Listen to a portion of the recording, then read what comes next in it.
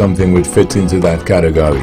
You'd like to find out how you can be a part of the program? Well, why don't you drop us a line, address it to a Let's Talk program in care of Vaughan Radio, PO Box 195 Charlestown in Nevis, or give us a call. Our numbers are 1-869-469-1616 and or 1700. And by the way, those will be the numbers you'll use to be a part of this evening's discussion. Again, thank you all very much for joining us. This is your voice in the community, thought that get results. With regard to your participation in the show, we encourage you to call in on the numbers listed 1-869-469-1616 and or 1700. Here's a suggestion. You have a question or comment, perhaps you can get a pencil, piece of paper, write it down so that you're well organized, and when you get on the show, you take as little time as possible so that we can accommodate as many of you as we can. We ask only, first of all, you respect yourselves and then respect others, because we will not accept anything we deem that's not within our broadcast standards, but we encourage you to always be forceful with your point. You can also follow our live video stream of this program on our Facebook page, Vaughan Radio, on our YouTube channel, Vaughan Radio. Click subscribe. Thank you all again. Your voice in the community, thought that get results.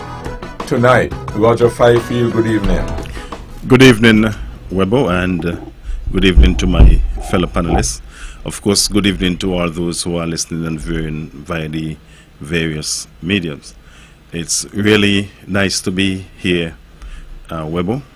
Just before, on my way coming here, I was listening to the opening of the heads of CARICOM meeting right there in Bastia, St. Kitts. I think that moments ago, the Prime Minister of Trinidad was speaking, and I think that it was really interesting listening to her, Webbo. But maybe before we go into that, I want to say again, good evening to all.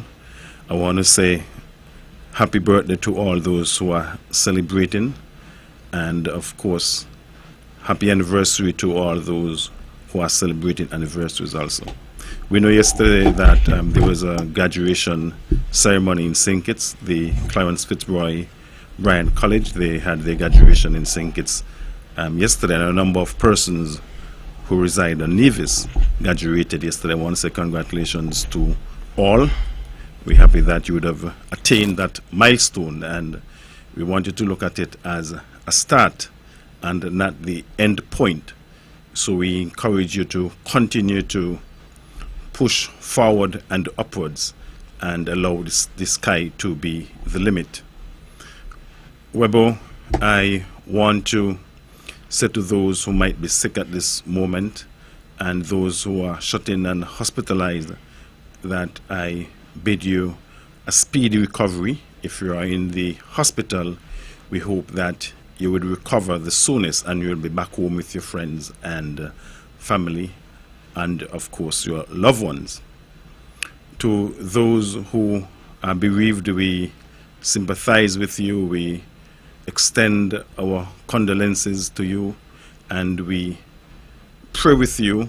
We are praying people, and we ask you to do likewise. You have to be strong for each other as you uphold each other, and ask the Lord to give you the strength, the courage, and of course He is the one that would give you that pillow of comfort. Webbo, this evening, as per usual, I like to say to those who are listening and viewing to call into this program.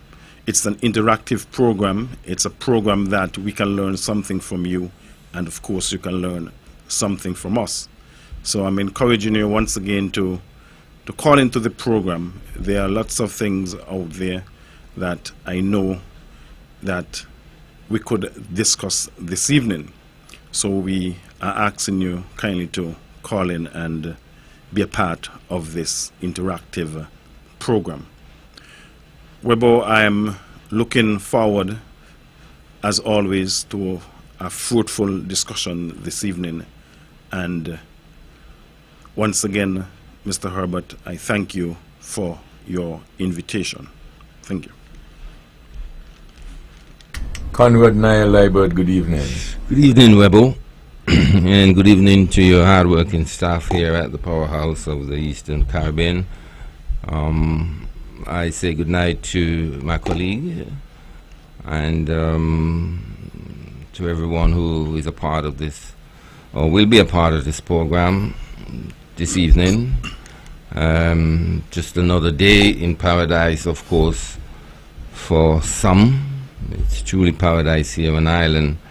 And for some, it's just another day dealing with the difficulties, the impediments, the hardship, and the challenges of life that we experience. Doesn't matter where we are, whether we are in paradise or otherwise. However, we're here in Nevis, enjoy a beautiful scenery, beautiful atmosphere, beautiful weather, and we hope to deal with beautiful people. And so tonight, once again, I ask that we respect each other and allow everyone to have an opinion, remembering everyone is entitled to an opinion, and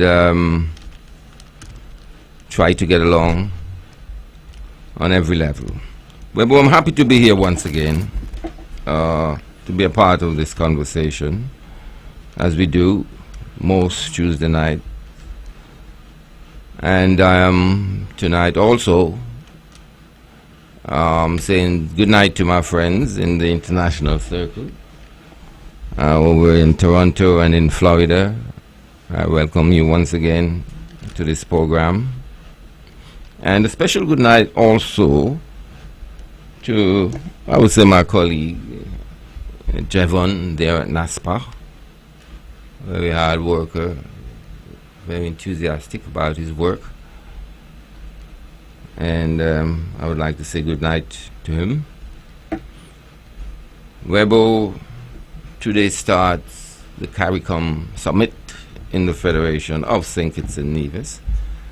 It's quite a gathering of regional leaders, and we expect various issues that affects the region and the role we must play in the international circle would be discussed. Of course, there's a lot to talk about as it relates to the present relationship and the present outlook towards the Caribbean region by the present American government. So I would like everyone to tune in and give a listen to the various leaders.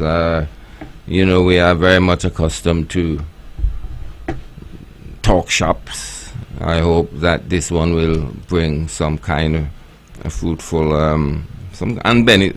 fruitfulness and benefit to the people of the Caribbean and to the economies of the Caribbean. I'm not sure who would be wholesaling the talk this time, but the people expect more. The people expect that our leaders will go forward in dignity and to lead us to a better circumstance than the one we are experiencing now as it relates to going to our neighbor, the US of A, or even to Canada, or even to England.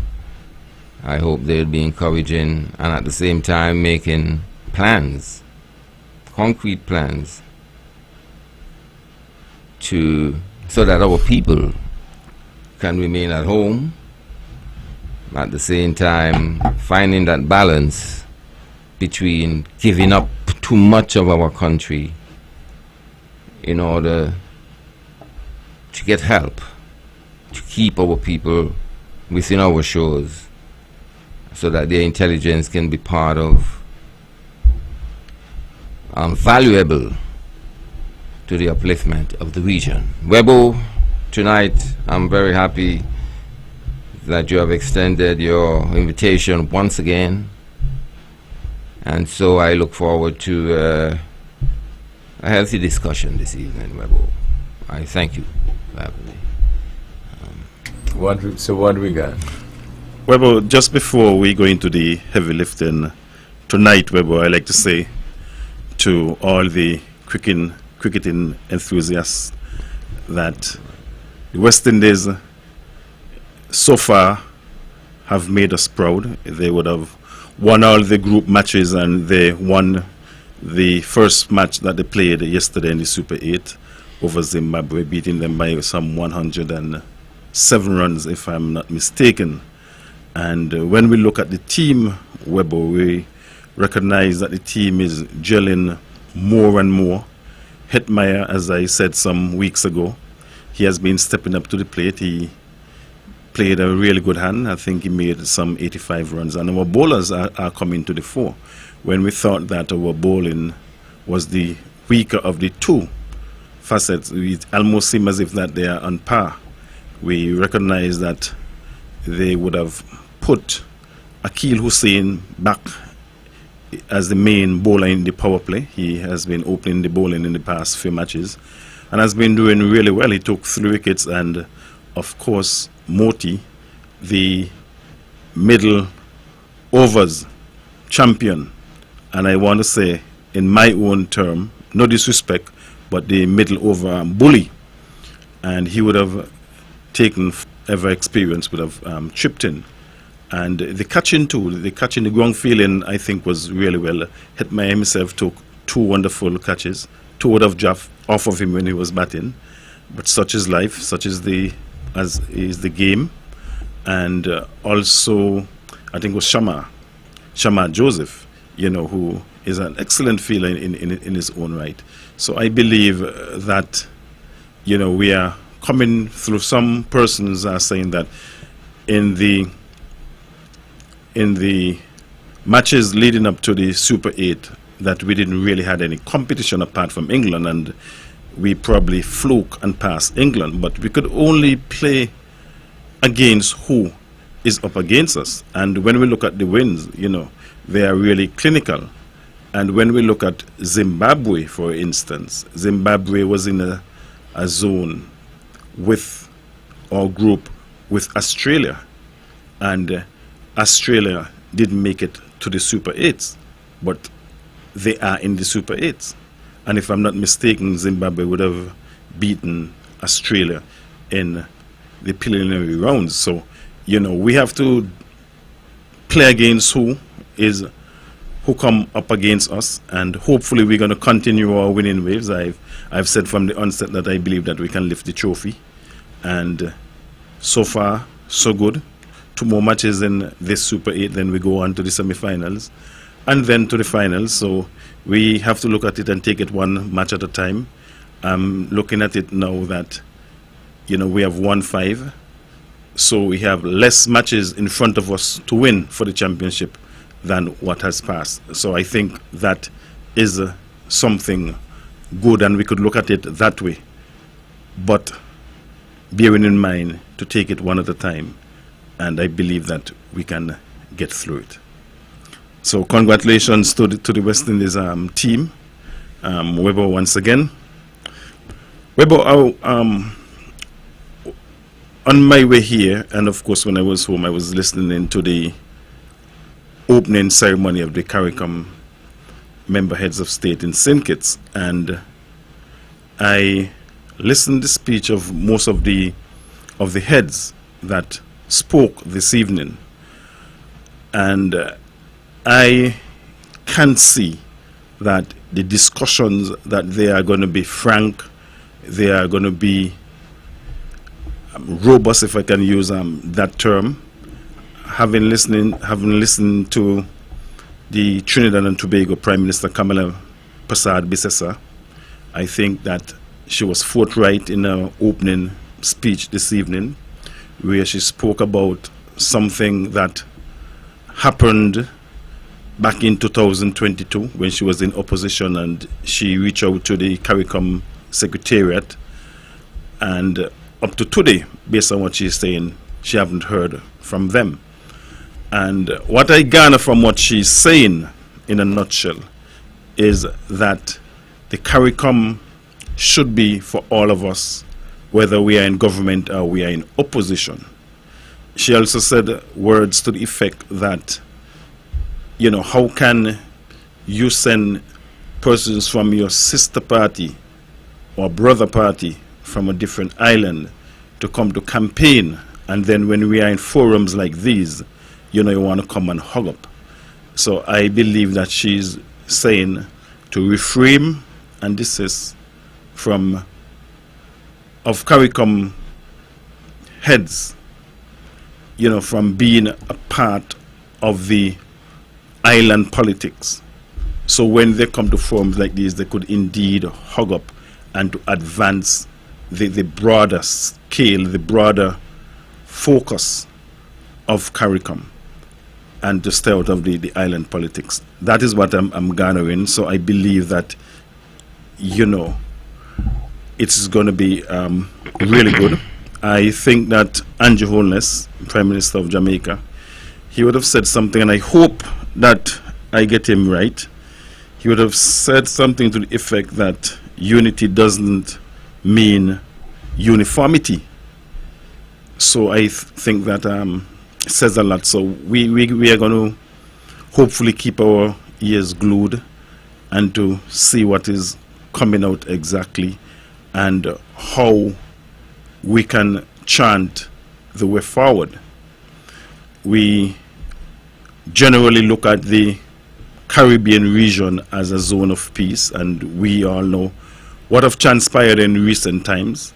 And as I speak of that, Webbo, I must say that the fishermen right here in Nevis, they have been getting a little edgy in terms of what would have transpired, not just in Venezuela maybe a month and a half ago, but what would have transpired just recently off St. Lucia, St. Vincent, in the bombing of a fishing boat that allegedly was carrying drugs. And what is ironic is that no evidence has come to the fore that these boats actually had on drugs. So the fishermen here, they have been voicing their opinion, and they have been kind of edgy and itchy about the whole situation. And of course we could understand what they must be feeling, as some of our fishermen do go some way out in terms of fishing. And we have to pray for our fishermen and hope that they would be safe, because all of us have a family member, all of us have loved ones, and I can see and understand their concern. I am hoping that fishermen out there are listening to us this evening, and they could probably ring in and voice the concern, because I know that they are indeed concerns. I'm going to just rest for now. Interesting stuff. I didn't know about that fishing boats being bombed off St. Lucia, St. Vincent. Did you say that? Yes? Okay. Local to St. Vincent and St. Vincent fishing boats? Oh, well, that is coming pretty much close to home. Seems to be an illegal act in the South American region, and so it would be here. The question is, how can we prevent that? What we must be discussing with the American representative to the CARICOM summit on these issues. I understand that they say we must comply here in the Caribbean. I'm not sure to what, but that's what's being wheeled by the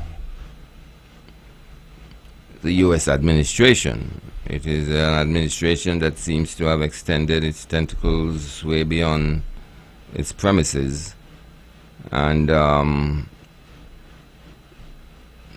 promulgates a set of rules which seems to be originated by them, with no consolidation to those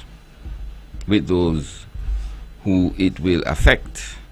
And so that is the world we're living in today. I realize also that there is a battleship, or what they call a warship, in the harbor of the Federation.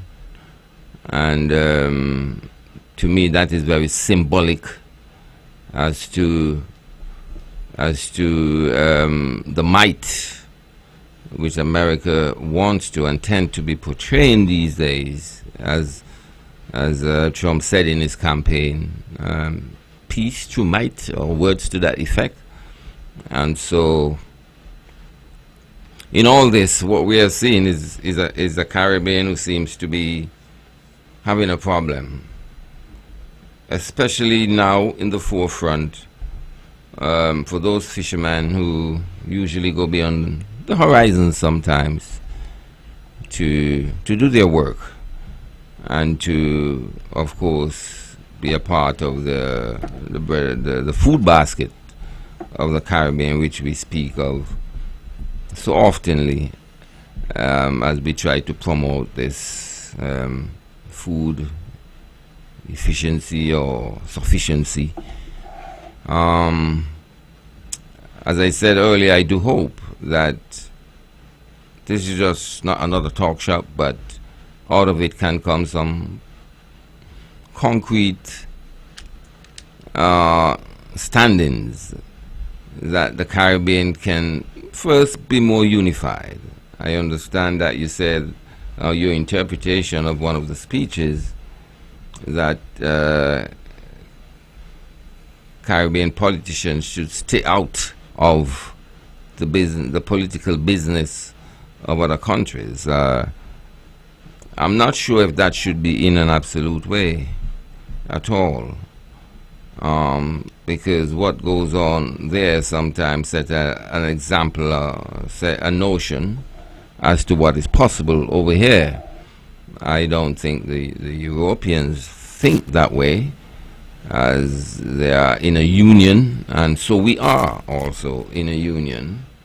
And so if within this union we practice something we call democracy, then I suppose when we are not, or if one or two islands decide not to, or attract those tendencies that are undemocratic, then I believe the other islands should raise an eyebrow, and if there needs to shed some light by information or otherwise, and that can be obviously a topical issue throughout the CARICOM. I do believe also it does not have to be a government, a sitting government, for CARICOM to respond or to hear the queries of the people, especially when it is in some organized, unified form,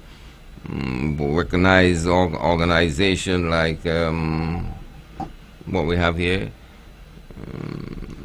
the organizations, the people, civil organizations and so forth. I think when they are not listened to, I think CARICOM should provide that ear, because we are realizing a lot of trend happening in the politics, a lot of misinterpretation, a lot of altered definition of what we are accustomed to, and that is what happened in politics when we veered off the track which we know so well and we are so proud of. When we speak of democratic principles, is when constitution sometimes, interpretation, definitions, and so become altered to sometimes facilitate a wish of somebody. And so I do believe that as a region that we should come together, and coming together simply means that we involve with each other on every level, political. One island can be, I would not say a watchdog, but a concrete example too And when we see things are going awry, of course, it's our duty to speak up about it. And in that way, I suppose, there would be respect to certain principles that have been dear to us as a people. And because, as I say, power is something nobody seems to be getting weary of in these days. We don't see much resignation from those powerful positions that sometimes politician holds, and so, and even in the democracy that we practice here, we do not see it when certain departments are at fault, as we see in other places like England, and they refer to that as ministerial responsibility. And so, yes, a watchdog is important. As you spoke about the fishermen and their, I would say, their concern about going to do their job and being bombed by somebody, I don't even know if they know who is bombing them. We also, I've been told about a circumstance that exists here in Nevis,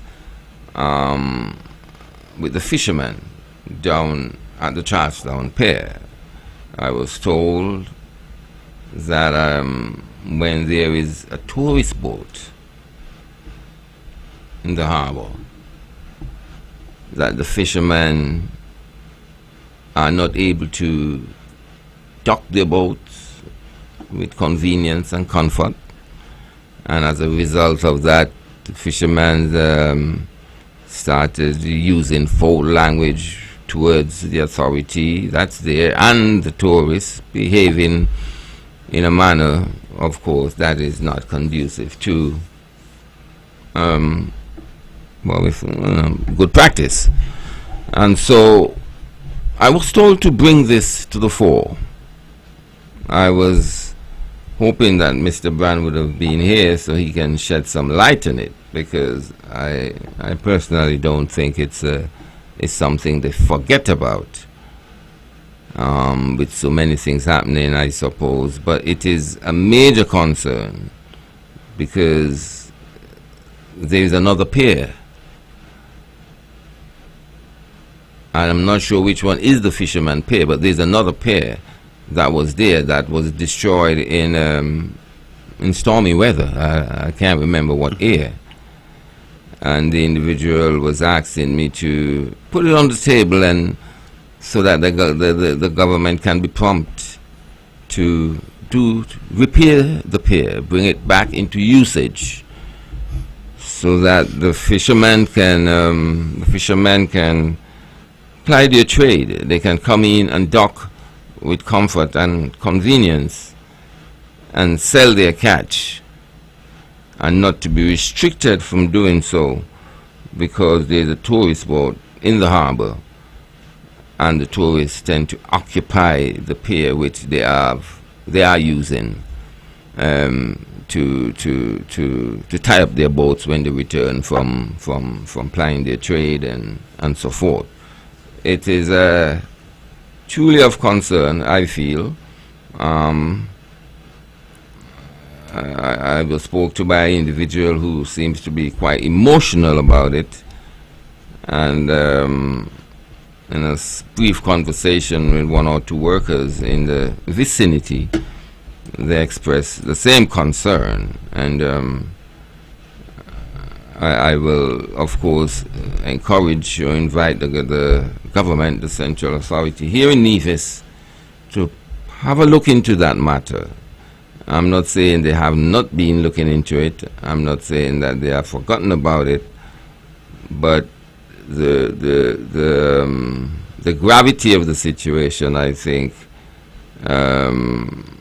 have now been advanced to a point where people are becoming very frustrated, and so I was asked to put this on the table, and so that it can be discussed and the central authorities can take note of it.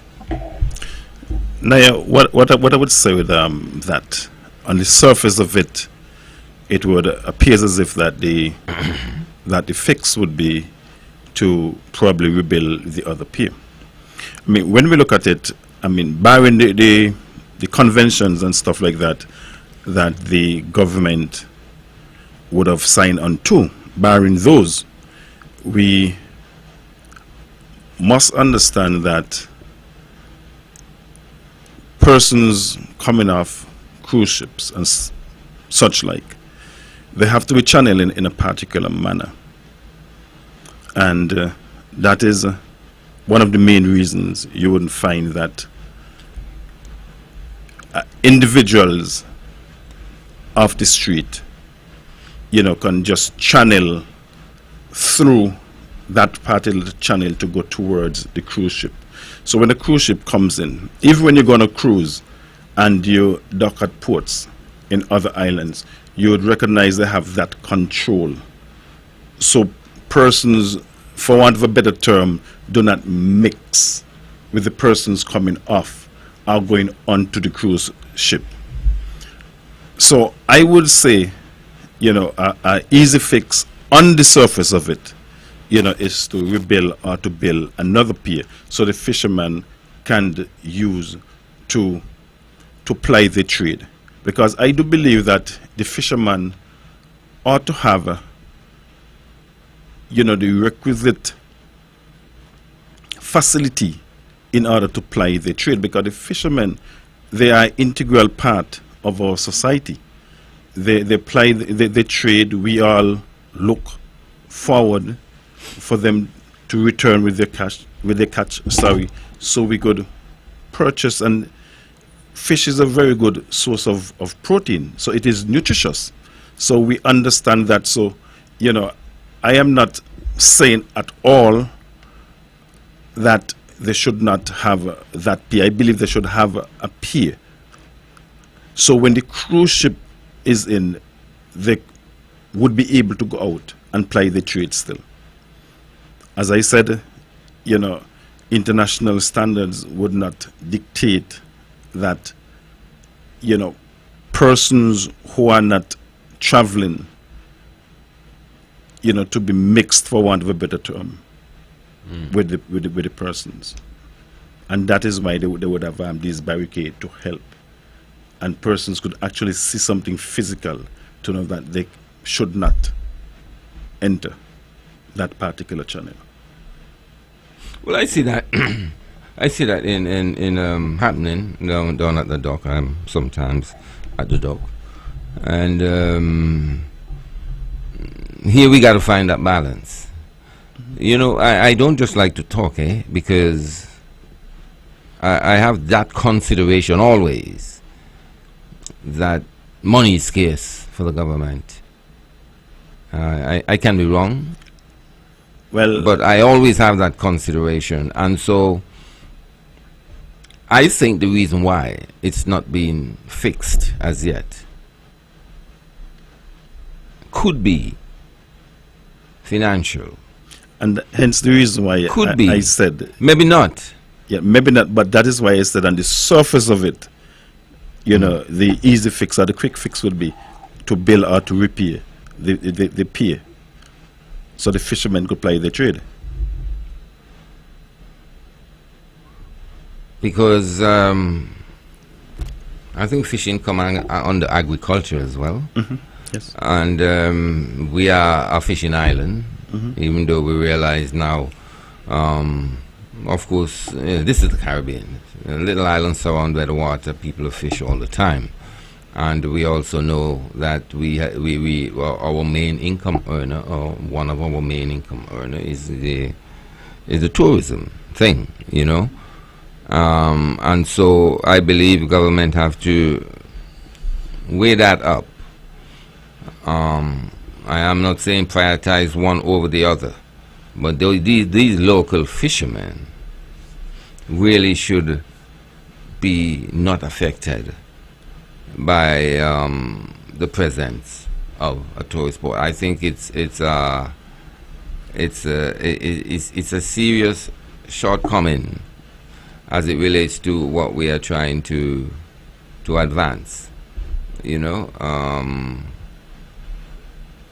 food sufficiency and well, it's employment. You know, we cannot underestimate the fishermen. You know, I think we've been sometimes their concerns are not as big as it should be from a government point of view. You know, for various reasons, I suppose. But I think their concerns should be as big as any concerns as it relates to employment, as relates to their contribution to the national output, our product, and in terms of their importance and relevance to the people's health and, of course, what we eat, and most importantly, to themselves and their ableness to feed their family and support their children. I believe that their concerns need to be illuminated, because when we see what is happening down at the dock, this has been going on for a while. The pier has been destroyed for a long while, a long time. I am not sure if it's any, or if it's some environmental circumstance or environmental knowledge that exists that the public doesn't know why the pier have not been repaired. But I honestly feel that's the plight of the fishermen has not been as important as it should be in the minds of the central authorities. Well, now, first, I want to say that, you know, it's their job. That's the fishermen. And I believe that everyone's job should be deemed important. After all, it's their livelihood. But what I would say, having said that, is that we have to take it for what it is. And I do agree that there should be a pier, as I said earlier on, for the fishermen to ply their trade. Now, there is one. There is one. Yes. Okay. Walk with me. Let me just take this. Good evening. Thank you for holding. Yeah, good evening. Naya, Yes, you and the Navy people voted against a $30 million fisheries project that they had for Nevis. Say that again, sir. Nevis people voted against a $30 million project that the fisheries had for Nevis. Oh. So that means they don't want nothing, because they voted against that. They did, yeah, I didn't know that at all. When you say voted, what do you mean?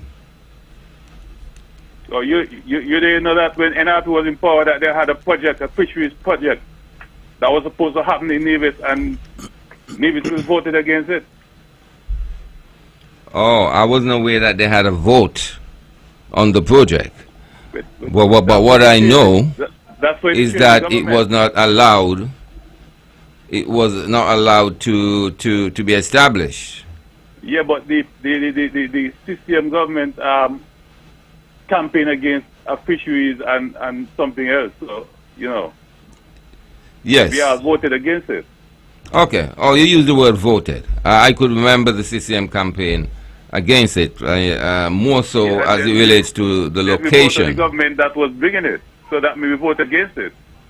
Okay. I understand what you're saying now, caller. Okay, have a good evening. Thank you, sir.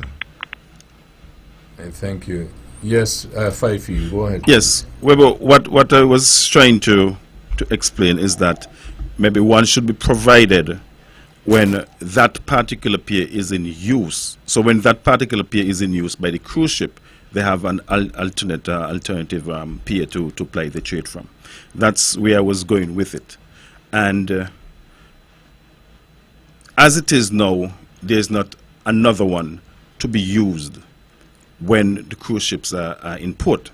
So what I'm saying, I believe that if I can make a suggestion or two to the fishermen, I would say that we understand that the tourist industry, the cruise ship industry, it's a seasonal one. Normally runs from about October, November to March, April. And we know that it would heighten around, January, February. I'm not quite sure how often the fishermen goes to sea to ply the trade. Now, what I would say is that they could probably, it would be in their best interest. I know it comes on Von Radio, from time to time, stating that a cruise ship would be in port from X time to Y time. But it would be in their interest, in my opinion, for them to maybe go to the Ministry of Tourism and find out exactly when a cruise ship would be in. It doesn't make any sense, in my opinion that is, for you to know that a cruise ship would be in and you would not be allowed to use the pier. So for example, if you go out 3 times or 4 times per week and ship is going to be in today and you normally go out today on a Tuesday, then you probably can maybe reshuffle, adjust your schedule to go out probably Wednesday. And I am saying this, if you have advance information, advance notice, by you probably asking the tourism authority, when you could probably even alert your customers that, hey, I would be unable to ply my trade to the Tuesday because a cruise ship would be in port. Hence, I am going to go out tomorrow, Wednesday, so you can look out for me at the usual spot where you will get your lovely fish. And I believe, that could be one of the ways that the fishermen could work around it.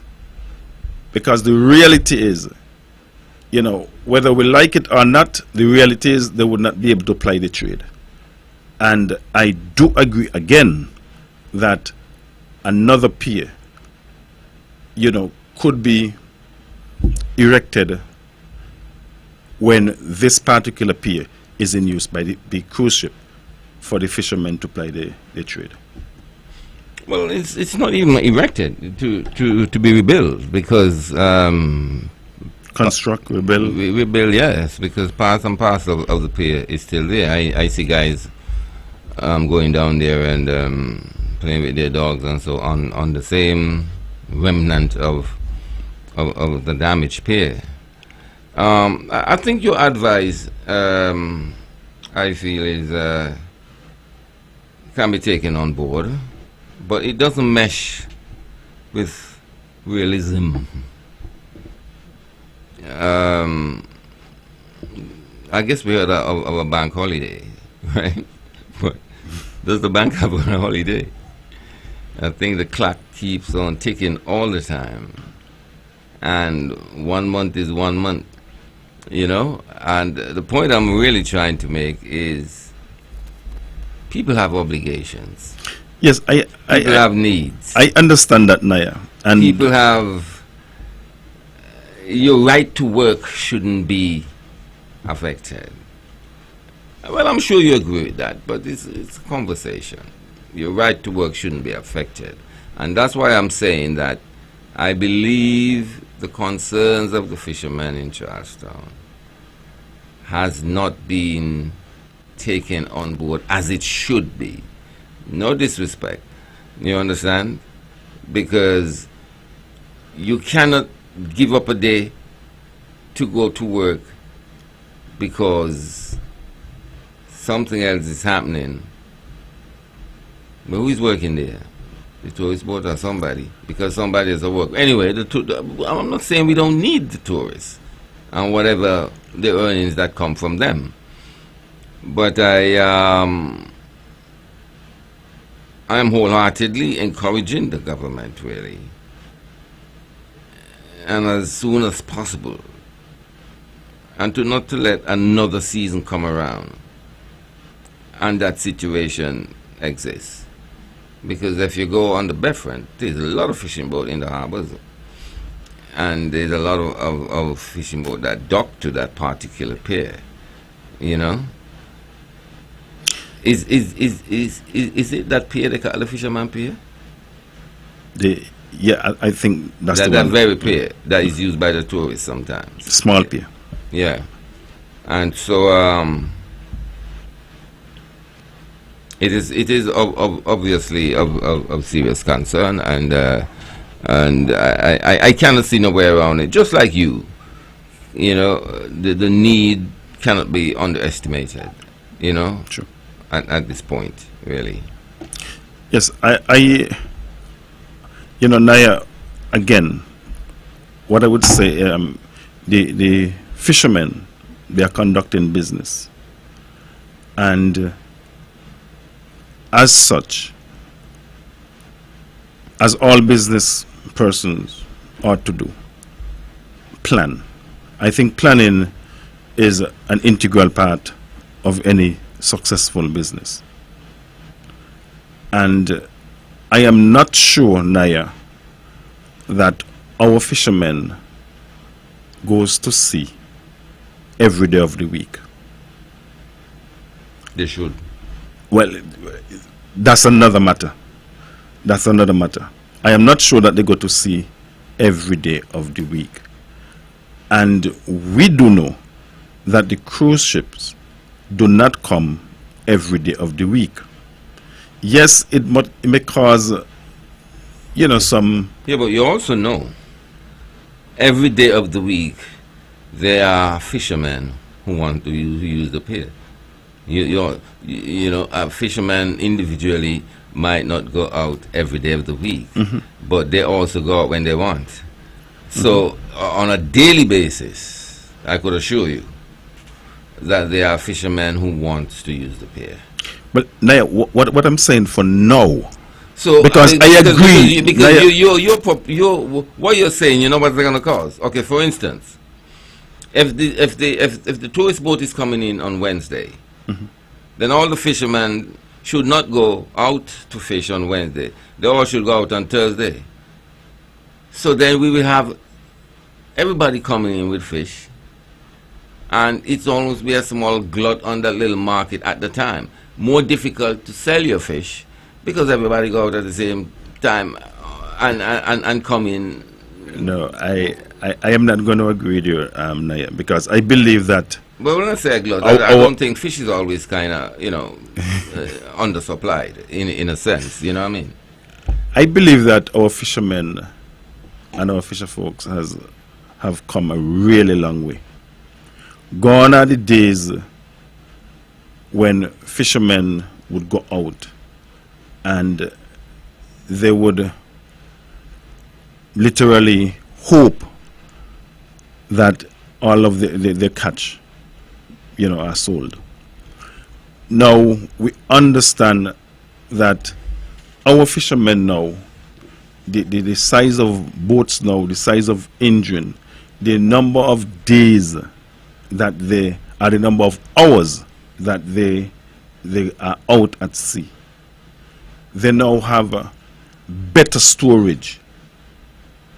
They have better storage. Because when you're out on sea, in the 70s, in the 80s, you would find that you would not have find any fisherman going out with coolers and ice.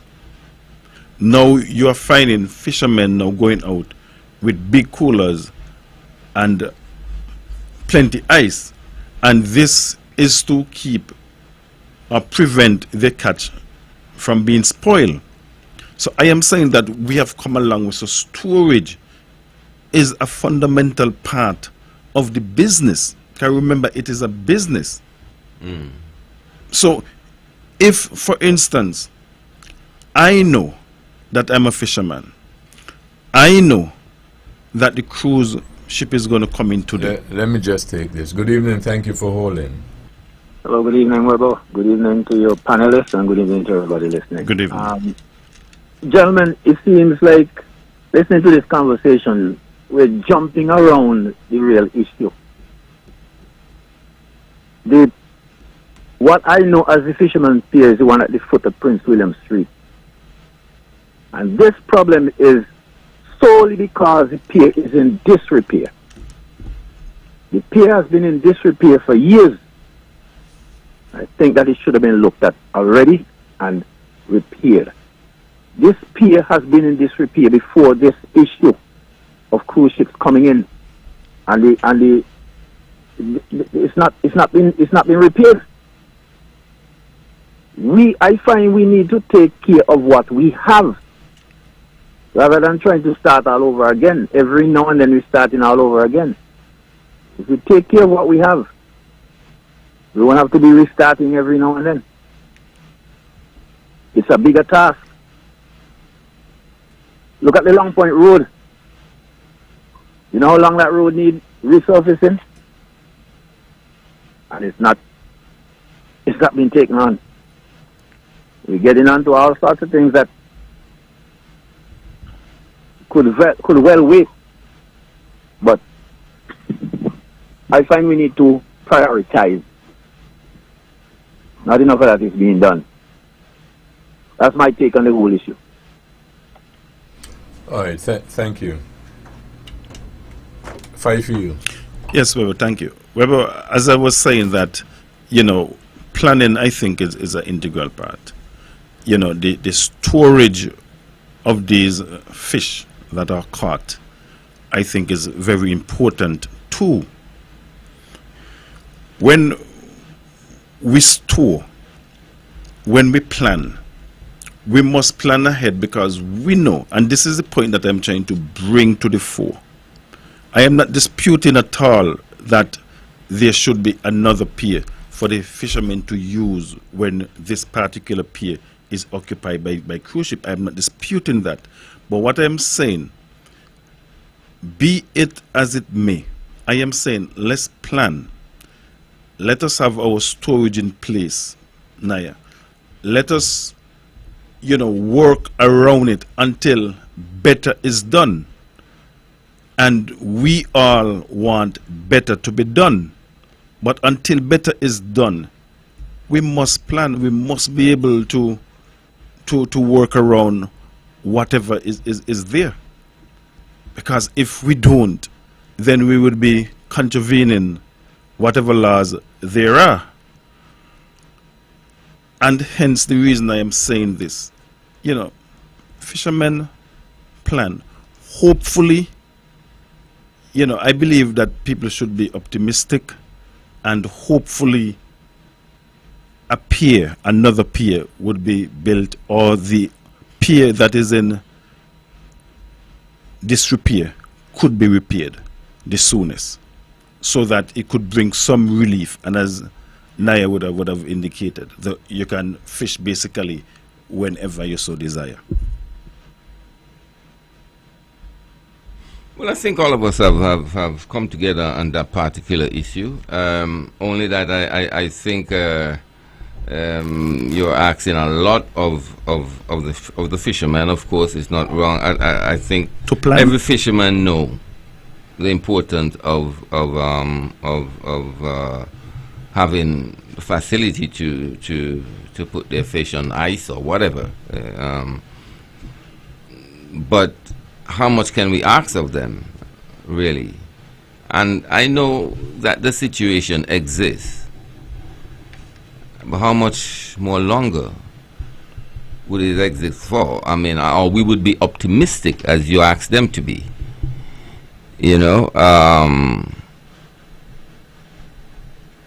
can only wait and see. But I hope our conversation have create such ripples that the government can really take care of that bad situation, you know. And going forward, I have that expectation, and many of us, many people have that expectation. So let's see what's going to happen.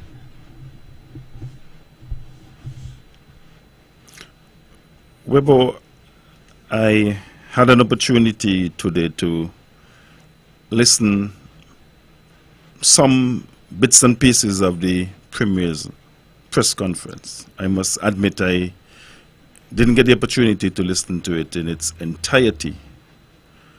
But one of the things that I think that I recall coming out of that press conference, it might have been by one of the reporters. I am not 100% certain. But the destiny,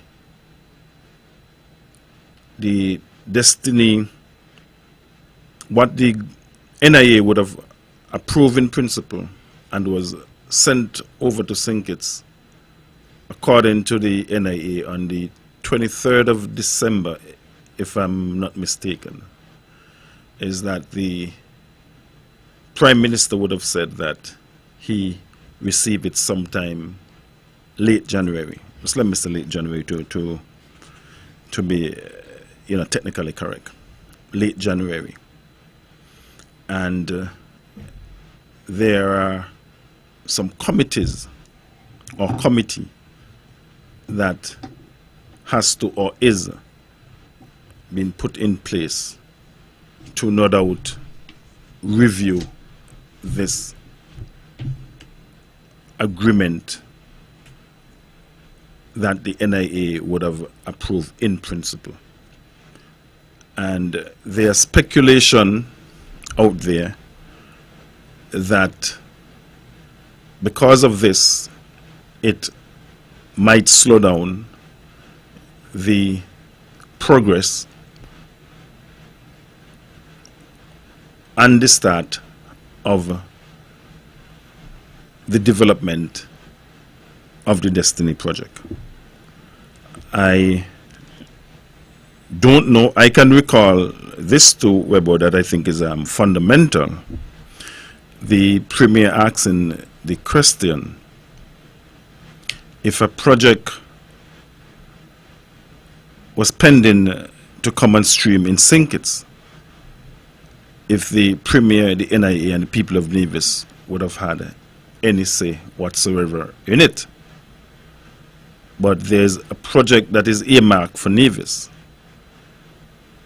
But the people of St. Kitts could have a say in it, and may very well be up to what that particular say is. So I believe that this is probably some food for thought, something that we could probably ponder on, and I'm sure there are plenty of persons out there in Radio Land who would probably want to chime in on this. Well, it feels like at times that something is brewing, and I hope it's not. I think and I also anticipate that there are going to be setbacks or delays.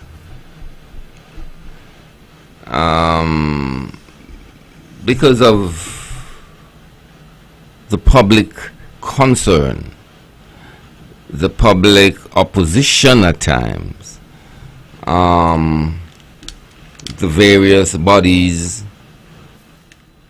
that seems to be established bodies, civil organization here on Nevis and St. Kitts, and the law community, and the concerns such individuals and groups have with this legislation, hence the Destiny development. the Prime Minister did said that he have put a committee in place. Well, the first committee was not the committee, I think, that was the requirement of the legislation. The legislation requires that a committee be put in place here in Nevis that would review the whole project and its introduction, and to be there to of course to almost like a kind of watchdog, almost like a kind of guiding light to the development. Okay. I have it right here in front of me. And the legislation also asks that that same committee be established in Sinkits. It's called Independent Oversight Bodies. And let me read just for a bit. It's in Part 5 of the legislation. The Prime Minister, with respect to the government, or the Premier, with respect to the Nevis Island administration, may establish independent oversight bodies to receive and review applications from the potential zone developers or to monitor zone developer compliance with the terms of any development agreement. And so such committee, the Independent Oversight Committee, one in Sinkits and one in Nevis.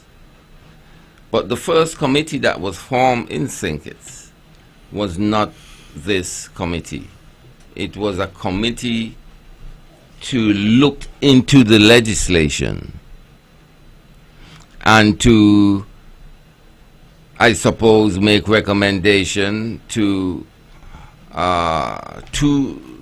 the government as it relates to highlighting certain concerns and basically give an overview as to how the legislation has been established and to facilitate what it intends to facilitate. That was the first committee formed by the Prime Minister. And okay, let me ask this question, and I'm asking it for the benefit of all. Are you saying that this first committee was put in place after the legislation was passed? Yes.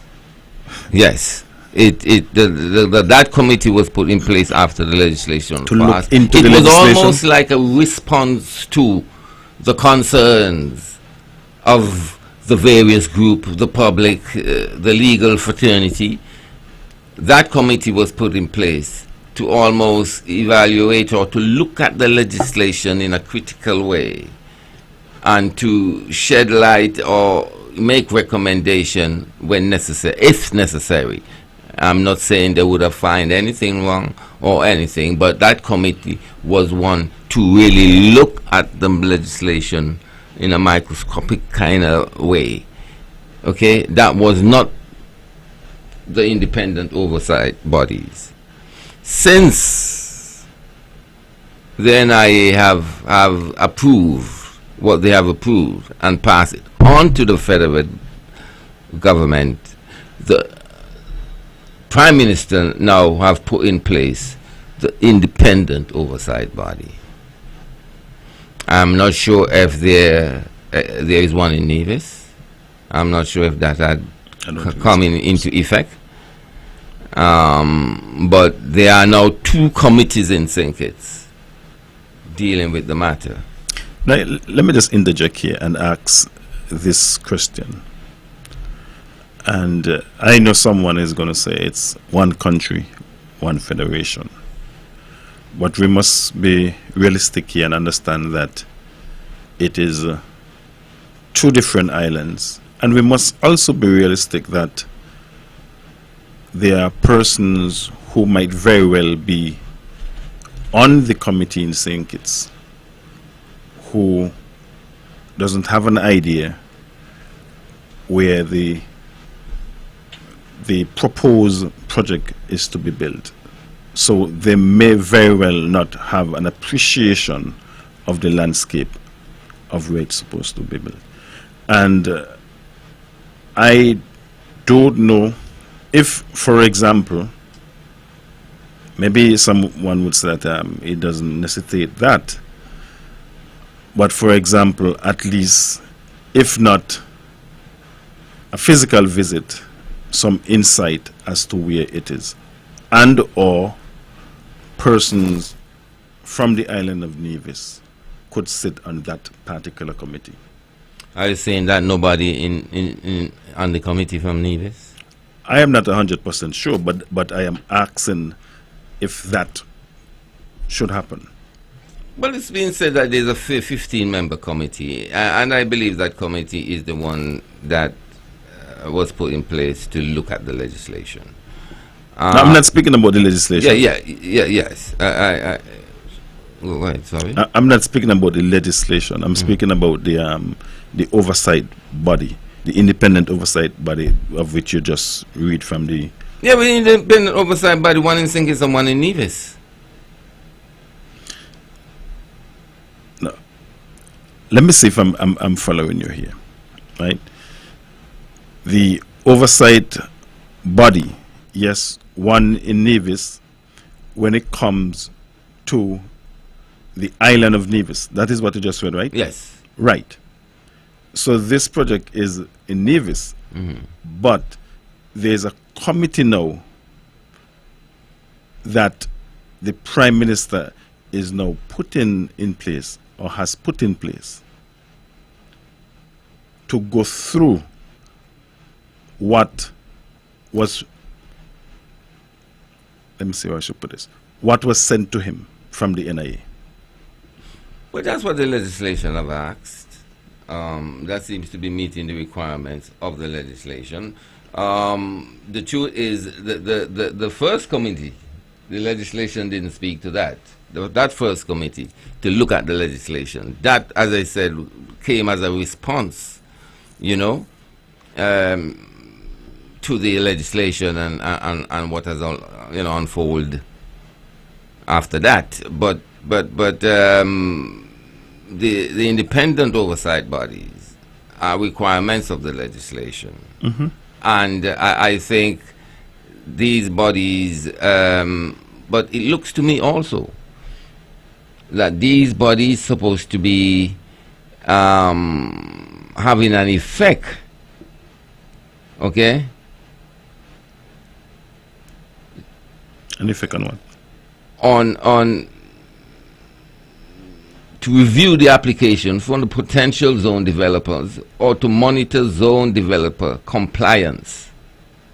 So they are there to review the application, something that the local administration have reviewed, and they seems to be okay with it. So now the oversight body, I suppose, in St. Kitts, it looks like they're doing the same review of the same application, and then they go on to say... no, I think that... Or to monitor zone developer compliance. Right, but... Okay, so this is an advanced responsibility, that's after things have been on the way, to monitor their compliance with the terms of the, to make sure that they are on the right track as it relates to. What I'm speaking to here, Naya, right, is I don't think that we have reached to the oversight bodies. I don't think that we have reached that juncture as yet. Now, from my understanding, what was sent over was supposed to be reviewed by the Prime Minister and his cabinet.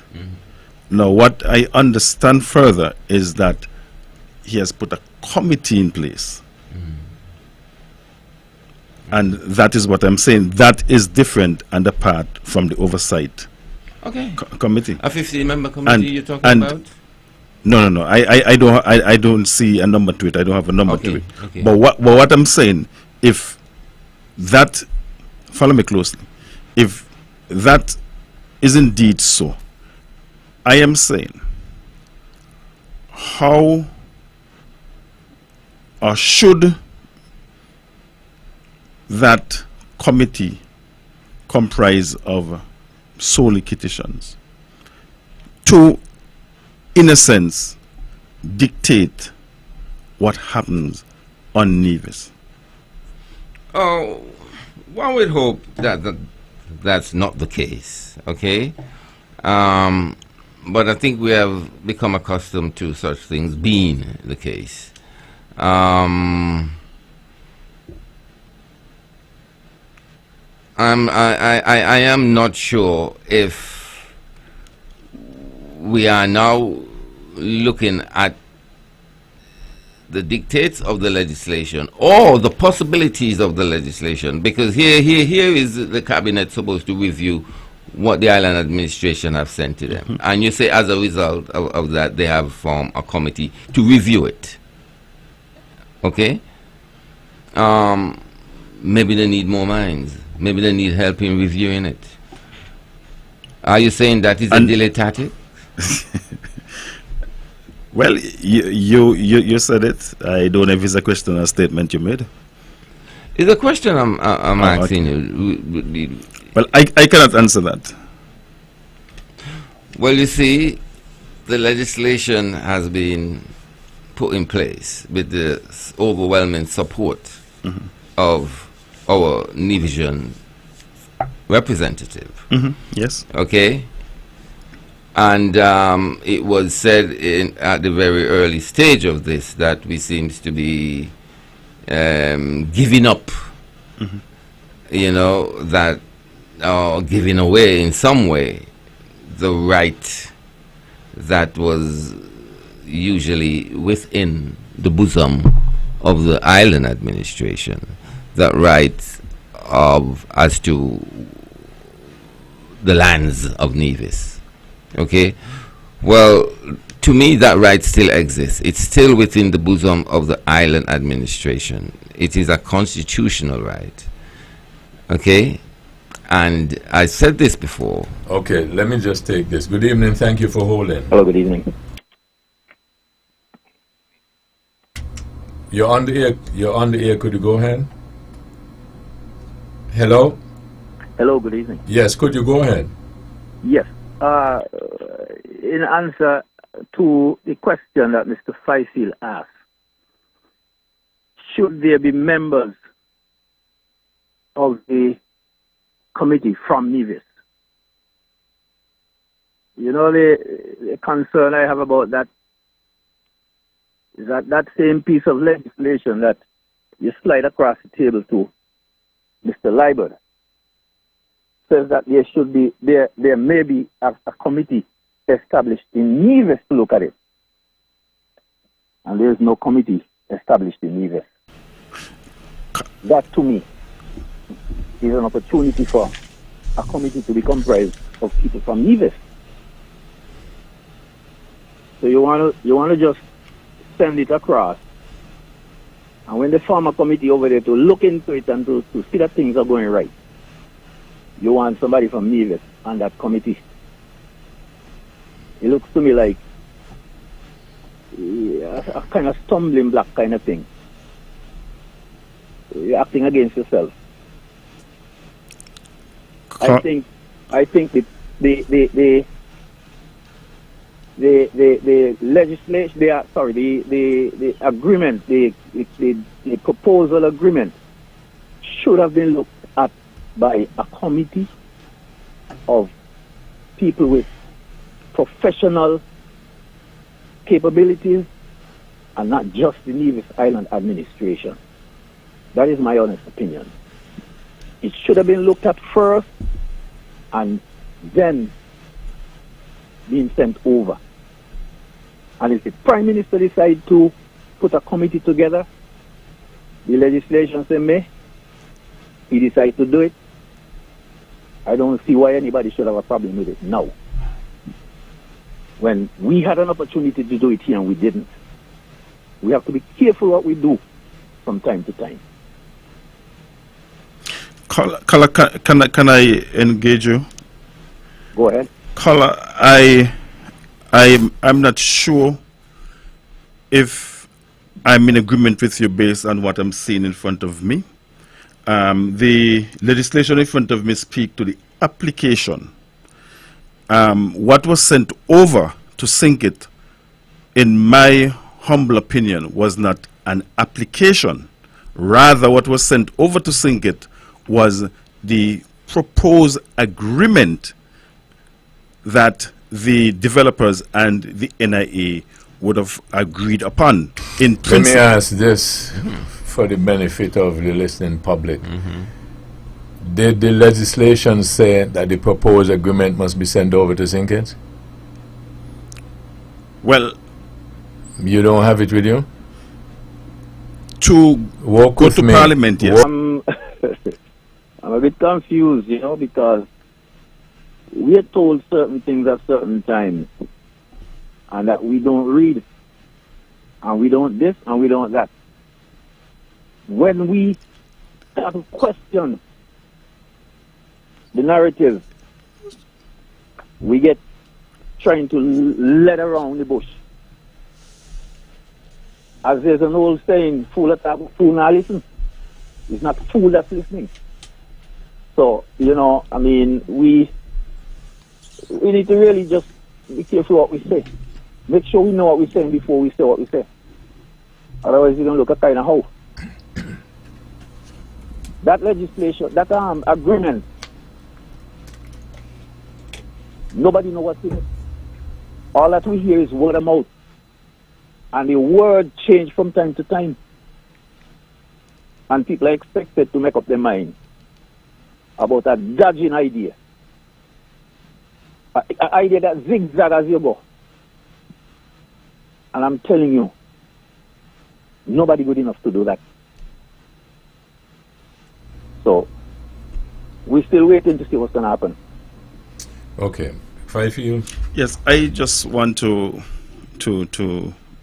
make it clear that this, what Naya read from the legislation, speak to the application.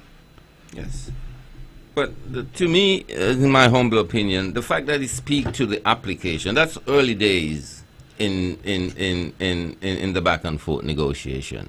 It speak to that a committee should be formed to review the application, and also to ensure that in going forward, the developers adhere to, I'm using my word here, adhere to what was settled upon.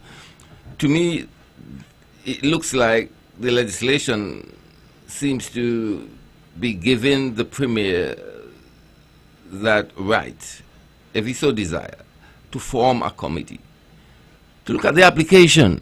So that's very early days. An application would be very much early in the back and forth of things, right? It would be prior to what is being sent to Sinkits.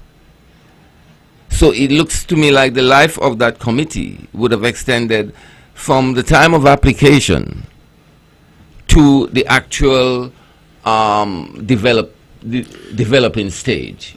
Am I not right there?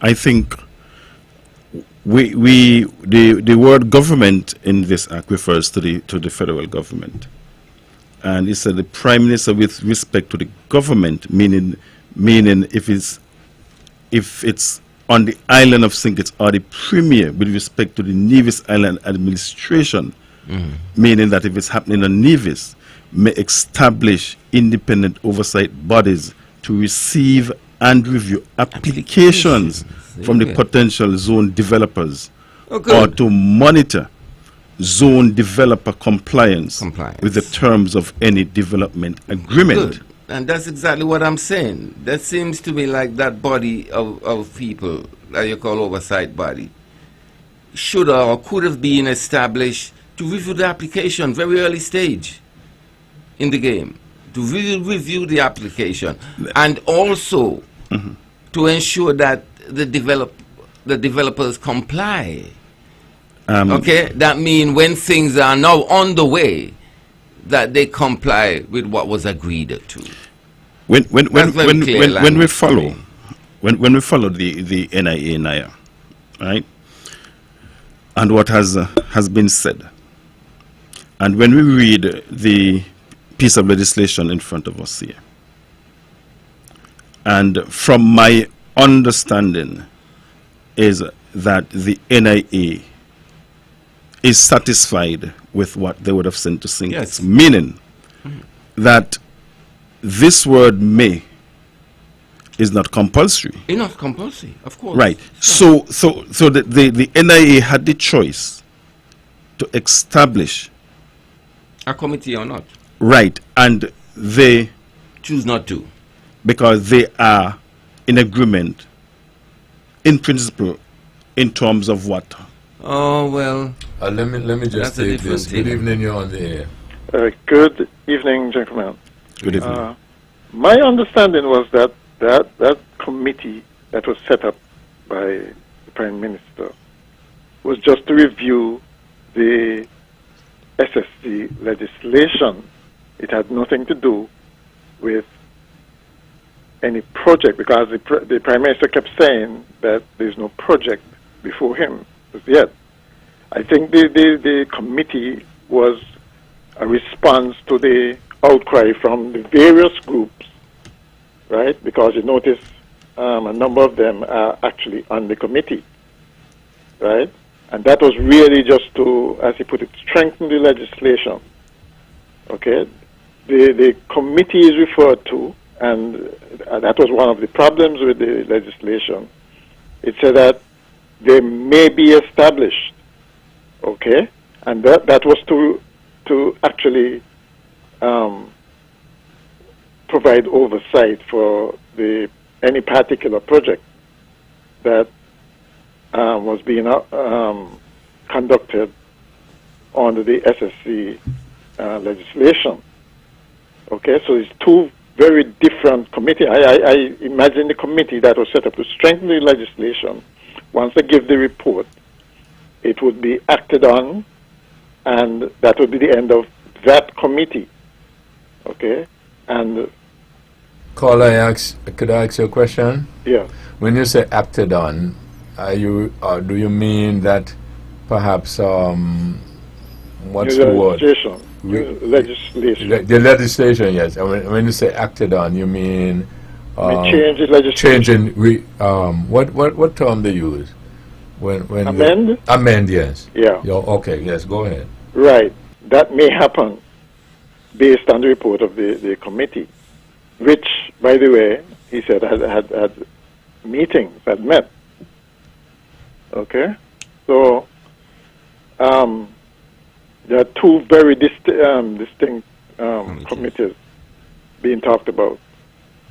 Okay? I imagine after the report is acted upon, that committee would probably be dismantled. Okay. And for the project in Nevis, another committee would be established to provide oversight for it. That's how I viewed it. Maybe. Well, okay. Yeah, All maybe. right. Yeah, because that maybe was a source of contention.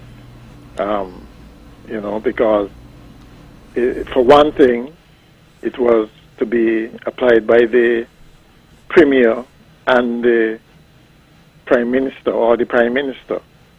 Okay, and it was not necessarily going to be activated. Caller, I could ask you a question, engage you on something different. Sure. Well, it's not totally different from what you're discussing, but I had a notation here. Earlier, the panelists had made reference to the ongoing CARICOM meeting, the 50th. Yeah. And I had made some notations earlier today. from the Prime Minister of Jamaica, and I'd listened to Prime Minister of St. Vincent as well, some of that, and so on and so forth. And I'd listened to our leaders over the past years and stuff like that, and I noted something. The Prime Minister of Jamaica today said, in part, that he has noticed an increase in the control over information platforms. And I made a note of that. And I thought that is something that I would like to have a good discussion on. The Prime Minister of Jamaica said he has noticed an increase in control over information platforms. And that's a very powerful statement. And he was referring to CARICOM generally? Or no, he's talking about the region. Okay. Think about it based on what you see on an everyday basis. That's probably true. Yes, that's probably true. There is, in fact, a lot of information being pushed out. And the control of the information platforms. Or the platform. The platforms. And look at who is controlling them. Yeah, well, by way of not only maybe ownership, but you just gave a reference to information. Yes. Yeah. And look at who's doing it. Government. And, well, I didn't say that. That's why I'm asking you, because you know I ask questions. Well, yeah, it seems. So work with me. So I want us to keep that in mind and have a robust discussion in it. And then the other thing that I noted from what he said was that CARICOM, he was encouraging us to stick with this, with it, whether it be difficult now or not. Because it says CARICOM, the grouping, reflects who we are as a people. And that's, in my view, a very loaded statement as well. And the final thing I would like us to think about and discuss, maybe later on, is this democracy thing. I notice everybody using the word very loosely. Oh, very democratic society and so on, and democracy, and then further down in the sentence they oppress you. Well, in the paragraph. Interesting tonight, I listened to the opening ceremony, and the Trinidad Prime Minister was very clear that she's not going to join in any talk about Cuba, because none of us, she said, and she was speaking directly to the leaders, all of us were elected, she said, and none of us would want to not live in a democracy, and we should not, therefore, support essentially the Cuban regime. That's the impression I got. That was her logic. Okay, and in a sense, it makes sense, because we as the other leaders, our leader, Dr. Jew, and Holness, okay, they concentrated on the humanitarian suffering. Okay, she was having none of that, and so I think it's set up for some kind of conflict inside there when it comes to what would happen with our support for Cuba. I thought it was interesting that she used the democracy argument. Yeah, this democracy word, I find, as I said, they're using it in one sentence, in the first paragraph, and then by the second paragraph they're pressing you. Yes. It's like when I notice over the years how people are so charismatic. They tell you how bright you are as a people, and then their every action suggests that you're dunce or you're stupid. Yeah. So I would like us to think about those kind of things, and sometime later on we have a discussion so that you have a platform. Do you feel that control being is precious for it to be controlled? that we will discuss too. So you all let me know. Okay. You all let me know when we want to discuss it, because as the Caribbean song say, you all know me not afraid. So when you all want to discuss it, you all let me know. But you understand the point I'm making? Yes. Okay. Yes. All right. So who was it I interrupt? Okay, Yeah. Naya, well, let me take this break and then we come right back.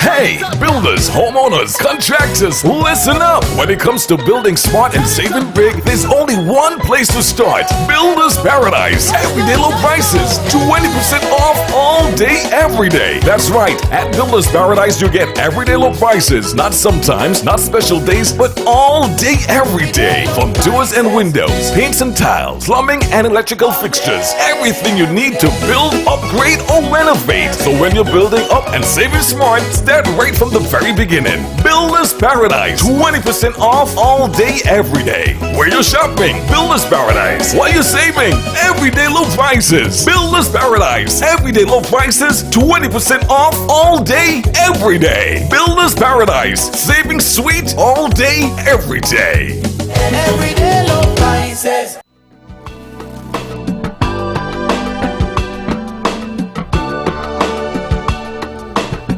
Back on this episode of Thought That Get Results. Conrad Naya Liburd, Roger Fifield. Your phone calls on 1-869-469-1616 and or 1700. I just got a light moment, but just for me. Let's go back to Fifield. Yes, Webbo, I don't know where we're at now, if we're still with Destiny or the CARICOM. No, we're at where you want to go, you know. So you can go where you want to go. Yeah, Webbo, yeah, I think it's really, really interesting in terms of, as I alluded to earlier on, in terms of the opening ceremony for the CARICOM. I thought that Kamala, the Prime Minister Kamala Bissessa, I think that, she has come out and with clear indications that, hey, I am going to speak on what I believe in, and I'm not going to hold back. And I think that at the end of it, there might have to be some compromise, or, we could probably see things going awry. But the thing though is that she too believe in the union, and I want to believe that most of the Caribbean leaders, if not all, believe in the union just by even showing up at a forum like this. I believe when I listened and looked earlier this afternoon, I believe that all of the heads, I think that there was a foreign minister for one of the islands that represented, I believe. But barring that, even the associated members, their Anguilla, Montserrat, etc., they were there in attendance. So I believe that we are at a crossroad, and it's just the nature of life. We wouldn't always get things, on a platter, and we have to be able to communicate, to bring our points to the fore, to disagree to agree, and to move forward. And if we are not mature enough, if I can use that term, to disagree to agree and move forward, then I think that we could be looking at something that we really don't want to even think of. So I think that it's going to be the room. You know, I would have really liked to be a fly on the wall in that room, because I believe that, you know, it's going to be fiery. Just listening to the caller speaking to the Trinidad leader, really saying that she basically opposes the regime in Cuba. She, as the caller said, I didn't listen to her, but as the caller said, she said we were all elected, and she is using the democracy argument against Cuba. Obviously, she's one of them who thinks or would agree with America. Let me take this. Good evening. Thank you for holding. Yeah, one of the pointed statements that Kamala made was that, well, it wasn't Kamala actually, it was Holness, but which Kamala embraced fully. I mean, she latched onto it. Was when Holness said, unity does not mean uniformity. Mm-hmm. Okay? And that set up the conference, I think, for, I'm not sure what it's going to set it up for, because in a sense it sounds that division may be on the horizon. But because let me ask for the discussion's sake, but haven't we always been divided in that regard? Well, I don't think we were to the point where when I say we, I'm speaking about we as a grouping. Yeah, but I don't think we were divided to the point where many of the leaders now, or some key leaders now, are saying things like Trinidad first or my country first. You know, it may have been. They may not have been saying it, but were they practicing it? Right. So haven't we, walk with me, so weren't we always, well, not always, but lately, practicing that? Yes. Okay. We have been, and I'm not so sure it's working well for us, because while it is true that unity does not demand uniformity, I think it requires some conformity, right? Conformity. Mm-hmm. Because even though you might disagree, you want to speak in the end with at least some consensus, some one voice, you know? I could ask you another question. Yeah. You ever heard the terminology, you got to stand for something or you fall for anything? Yep. Huh? Yes. Okay. Uh-huh. And in this context, and in this context, what you're saying? No, what I'm saying is what I said, which is what I asked. Okay, and so yes, you have to stand for something, but what I'm saying is, you can't. To me, it's counterproductive if you're talking unity, and at the same time saying that, you know, but I'm going my way. About a week ago, also, we were discussing right here and thought I'd get results. And one of the panelists chose to give me some commendations. I don't know if it was warranted. And then I asked him a question I pointed out to him, notwithstanding the fact that you know the pressure that I get. Right? Uh-huh. He didn't want to highlight that. So there's a difference, you see? And that fits under, sometimes you got to stand for something or you fall for anything. And sometimes, you see, all we want to do is go along and get all the praises and the perks that's involved. Mm-hmm. And then, when the difficult times come, run and hide. Well, different people have different ways of dealing with different situations. Right, but then it comes down to the results. Well, true, but it also comes down to conviction, and I got the impression tonight that certainly the Trinidad leader is dead serious in her conviction and not budging from it. Okay, she may say all she wants about being committed to CARICOM, but I got the impression that unlike one of your on your panel, that she was prepared to compromise. I didn't get the impression that she compromised in any. She's not going to give one inch. Yeah, Okay. I don't know how much experience you have in listening to these politicians, but anyway, we'll see. Yeah. Well, interestingly enough, she clashed. I don't know if many people who look at it, picked up the clash between herself and Prime Minister Drew, in that she discounted the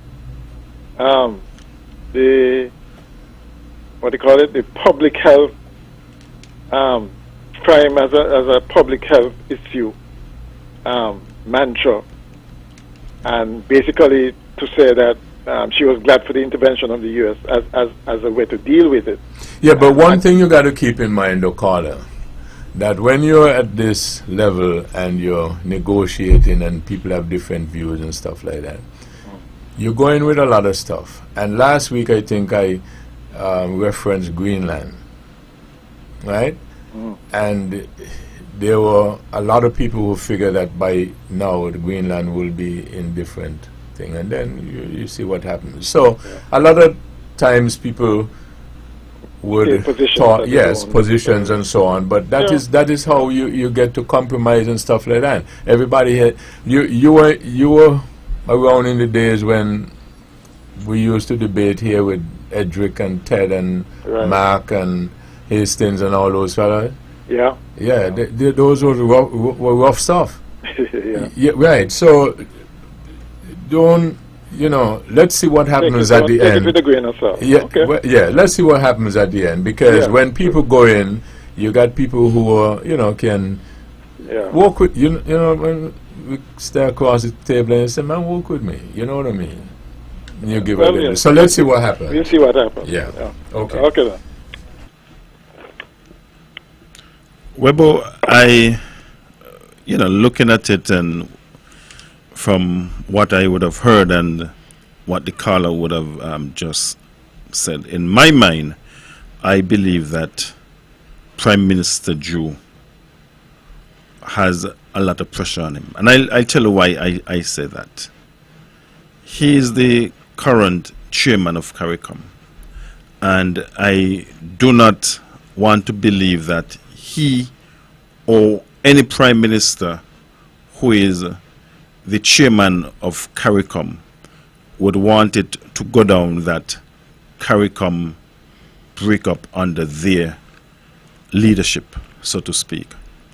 But what I would say, Webbo, is that he has some experience on his side, meaning that the Honorable former Prime Minister Denzel Douglas is in his cabinet and Minister of Foreign Affairs.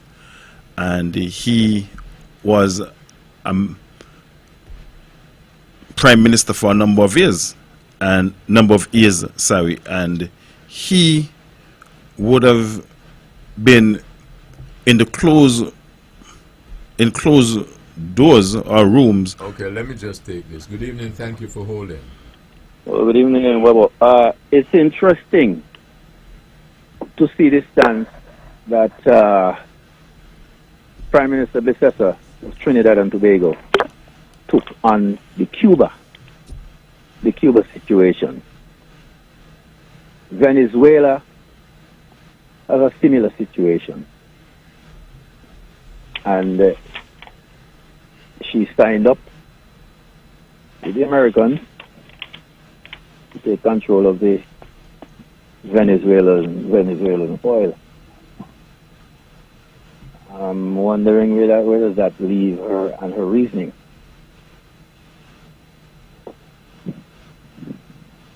Just thought I'd throw that in.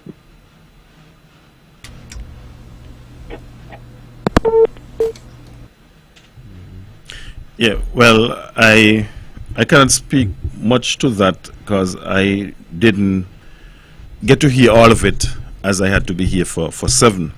But what I was saying, Webbo, is that, our Prime Minister, Dr. Joe, has Dr. Denzel Douglas, who is a veteran politician,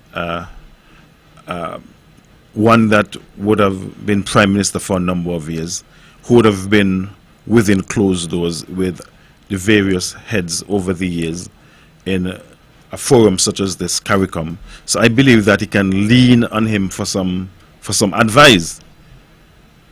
And I think that he's going to get through it. I think that, it is incumbent upon us as a federation, as a country, so that in the final analysis, our name as a federation, St. Christopher and Nevis, does not go down in the bad books, on the bad side of history, to say our Prime Minister was at the helm when or if CARICOM were to fall apart. I think we're far away from that. It's been there in practice, in practice and in theory, and in practice for a long time. I think what they should be thinking about is strengthening the ties and the necessities that would guarantee CARICOM. I want to hear them talk about trade amongst ourselves. I want to hear them talk about operating economically as a bloc and taking steps that would probably protect that bloc. But are those on the agenda? Well, so what do you mean to talk about? I'm just asking. Well, I suppose these things, if they're serious about CARICOM, I want to hear them talk about free movements of people. I want to hear them talk about justice as it relates to the final court. CCJ. Because a lot of them are talk about democracy, and still a lot of them have not signed on to the CCJ being the final court. They're still sending their cases to where? England. The House of Lords. And the House of Lords is an undemocratic body of men. Okay? They are not elected. They are nominated. You understand? In fact, not nominated. I suppose they are nominated, but they are hereditary peers, If your father was a lord, possibly you can come a lord. You have a lot of lords who doesn't operate in the House of Lords and live over in a big mansion over there and do all the drugs and so forth and so fifth, But yet we are talking about democracy, but we still send our volume of cases to where? A place that is not democratically elected. They are not elected. They are nominated members or hereditary peers, really. And so, and that's why when we talk about democracy so much, and I think we use the word so loosely, but in practice, what is really going on, I hope that we would respect free speech. I hope we would,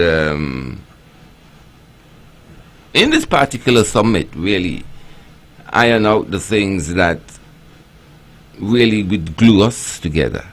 We speak English.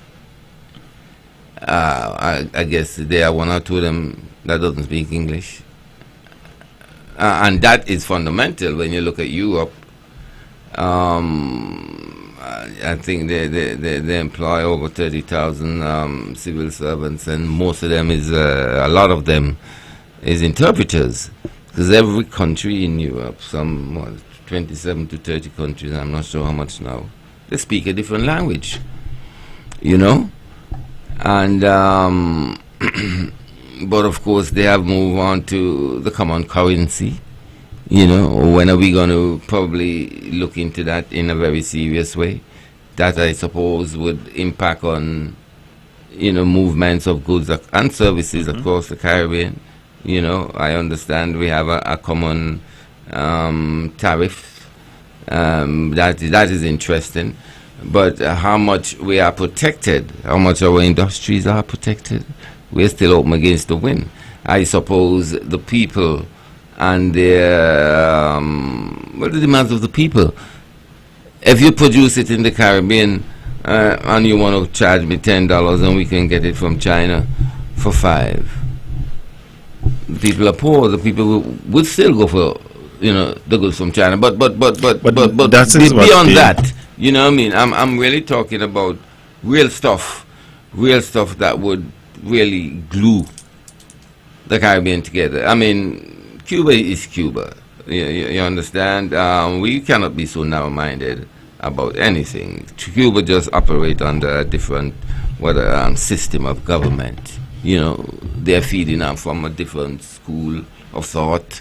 You know, one that has been,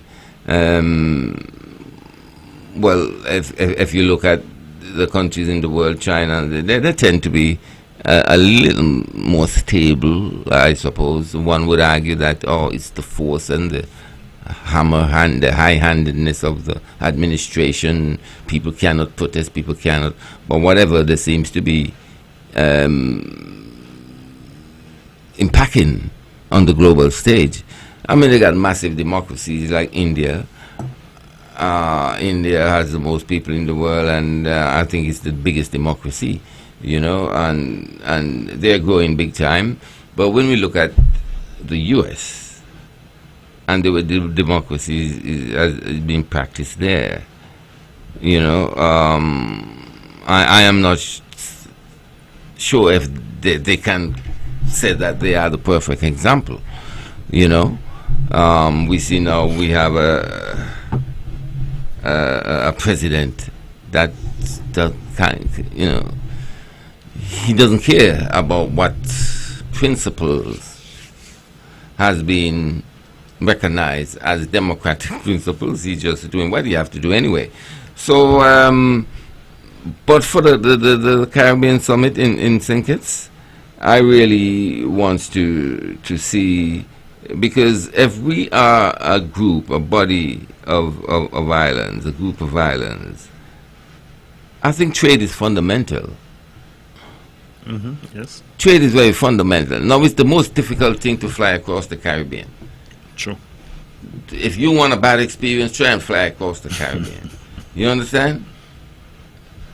People leave from St. Kitts, say they're going to Jamaica. Liat is continuing to do certain things that is absolutely unacceptable. You understand?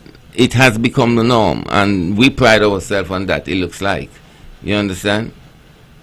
You go to Jamaica, never plan to overnight in Antigua, stay in the airport till 10 o'clock, and then you overnight in Antigua. On your way back, the same kind of treatment. What is going on? These are the things I want to see. These are the things I want to hear being really addressed in a very serious way. You know? Well, I wanted, you know, about Nevis, I want it soon. I want the situation to be changed soon as it relates to coming to Nevis. Okay? Nevis to me has gone back as it relates to its ease of getting here. You understand? It's more difficult to get to Nevis. Nevis people have to leave Nevis, go St. Kitts, to go somewhere, land in St. Kitts to come Nevis. I want to see things become easier because it was once easier. So the expansion of the airport would most likely make it a lot easier for bigger aircraft. Well, I do hope so, and I'm talking about it because it's not easy sometimes when you find yourself being delayed and overnight in places you're not expected to, and then you still have a landing St. Kitts to go take a fishing boat to Nevis. They call them sea taxi, but it's the same fishing boat that used to bring people back in the 70s. Eh? I am longing to see a functional airport and whatever it takes. And I know it's not easy. Trust me. I know it's not easy, you know, to operate a functional airport while there's a big international airport next to us down in St. Kitts. But this idea of arriving back home on a fishing boat is something that we had passed. But we tend to come back to it. And the only is that they make the ride a little more comfortable. Hope is on the horizon. Hope and optimism, that has been your word. Hope is on the Nothing horizon. is wrong with that. Absolutely nothing is wrong with that. But there are times we get to a point when we say enough is enough. You know? And you can't delay for generations. and man. hence the reason why You know. the expansion of the airport. I'm not. So we can have more direct flights from Yeah. North America and Good. elsewhere. Well, yes, I do hope so. You know, and back to the Caribbean travel, it's not easy, and I don't know why they say it's the tax at the airport. It is so expensive. Now it's easier to leave here to go Miami and then go to Jamaica than to go directly to Jamaica. It's so much cheaper. You know. So I think they have a lot to discuss. Realism, you know what I mean? And a kind of peep inward into our existence and our development by ourselves too. You know? America is there, yes, and we can accommodate and facilitate all of what they ask of us. You understand? Our people come first. And if we have to suck salt right now, we'll make we suck salt right now, you know, for a better tomorrow. Precisely. Yeah, I believe, as I said, Naya, hope is on the horizon. We know that the airport has been, well, in a sense, has the works on the airport has been started. on the way. There would have been drilling and testing and stuff like that, and in preparation for that, the surveyors were in, to do the surveying of the realignment of the island main road. So Okay. I think that we Focus, something is happening. yes Something yes, is happening, it looks like. yes, and I can foresee when this is completed that we would be able to attract more airlines, and of course passengers would now be able to leave directly from Nevis to go where they are destined to. That's the last word. This program repeats at 10 o'clock tomorrow morning following the VON News Minute. Join the Honorable Mark Brantley tomorrow evening at 8 o'clock for On the Mark. On Thursday evening at 8 o'clock, join Keith Carborough for Government at Work, a place where you can spend all of your evenings right here in the Eastern Caribbean's powerhouse. Thank you all again for joining us. This is your voice in the community, taught that get results. You all have a wonderful evening.